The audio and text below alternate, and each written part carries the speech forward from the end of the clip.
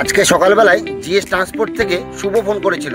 Phone করে বলল তাড়াতাড়ি গাড়িটা নিয়ে চলে আসো, কালনা থেকে পূর্ণিয়া বিহার যেতে হবে। আমি সকাল সকাল গাড়ি বের করে ওর ট্রান্সপোর্টে চলে এলাম। ওর ট্রান্সপোর্টটা জালুইডাঙ্গাতে। ওর সাথে কিছুক্ষণ গল্প করলাম। ও বলল বাজার এখন উঠে গেছে, আর অসুবিধা নেই। ওকে টাটা বাই বাই করে আমি বেরিয়ে পড়লাম। বেরিয়ে কিছু দূর যেতে যেতেই সামনেই দেখা হয়ে গেল ট্যাক্স ফ্রি গাড়ি। তাই একটু ভিডিও বানিয়ে নিলাম। এদিকে পার্টি বারবার ফোন করছে তাড়াতাড়ি যাওয়ার জন্য। তো ফাইনালি আমরা যেখানে লোড হবে সেখানে চলে এসেছি। আর তোমরা দেখতেই পাচ্ছ আমার গাড়িতে লোড হবে আজকে শশা। তাহলে চলো আর গল্প না করে তাড়াতাড়ি লোড করে নিয়ে যাক।